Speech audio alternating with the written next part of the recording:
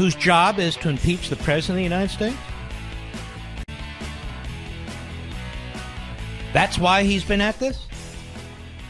Isn't that what the Democrats want? Isn't that what they've said they wanted? Again, follow my logic. It's very reasonable. You're the Department of Justice. You're the Deputy Attorney General. For these purposes, you're the Acting Attorney General because Sessions is bugged out. You appoint a special counsel to investigate Russian involvement in our election respecting the Trump campaign. You just limit it to that. So you don't really want to know about all Russian involvement in the election. You only want to know if there's any collusion with Trump. So it starts off as a very one-sided investigation. Moreover, there's no criminal predicate. So Mr. Rosenstein violates the rules of the Justice Department to begin with. They take a counterintelligence investigation where there isn't criminal statutory issues and turn it into a criminal investigation. And even then, they're looking desperately for a criminal statute. They got Manafort on bank this and tax that and Cohen on this, that, and the other, and these phony campaign claims and so forth and so on. But in the end, why was Mueller appointed?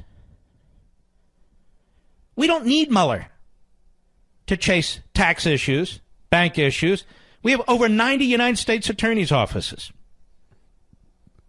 We have over 1,000 assistant United States attorneys in this country. Plenty of prosecutors, plenty of investigators. You don't need a special counsel for that. You don't need a special counsel for Michael Cohen. So they hand it off to the Southern District in New York. You didn't need a special counsel to set up Mike Flynn and Papadopoulos. You don't even need a special counsel to bring phony indictments against Russians who will never enter the United States and never wind up in an American courtroom. So Mueller is appointed. There's no criminal statute.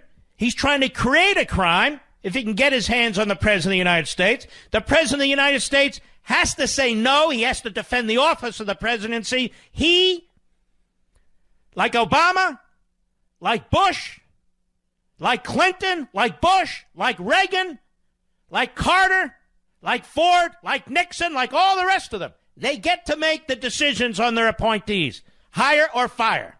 Some of them go before the Senate. Most of them don't. No president answers to a subordinate about why he hires or fires his own staff. President has to defend himself, the office of the presidency, and the presidency for future presidents. Can't have prosecutors questioning presidents under threat of some kind of criminal violation for merely exercising their constitutional authority. Nobody's ever done that. So what's this guy doing? Can't indict a sitting president, conceded. There is no underlying crime with respect to Trump, conceded. There's this debate over a subpoena so they can personally interview Trump. What the hell for? Can't charge him. There is no crime.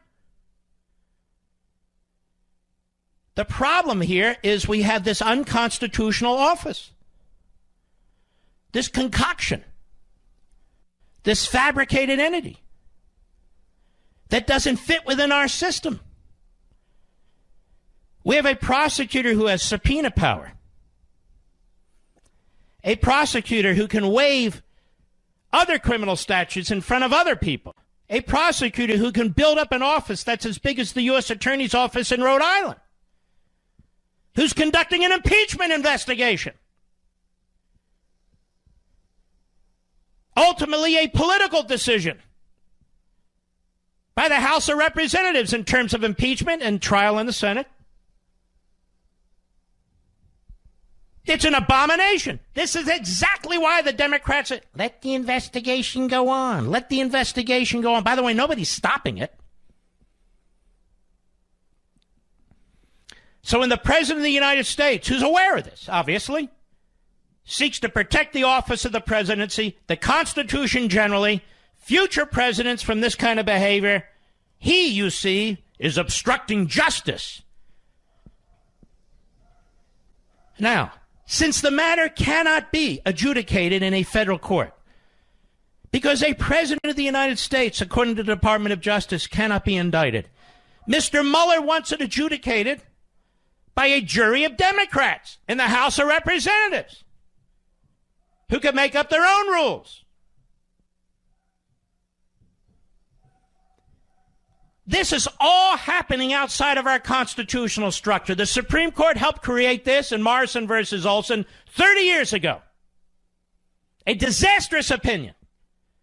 And yet even Mr. Mueller's appointment doesn't fit within that opinion, given the breadth and width of his investigation.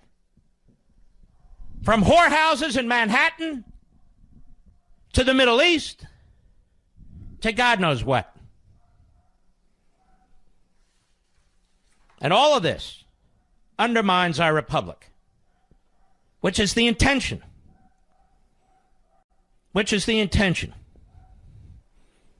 is why you're upset. This is why you're frustrated.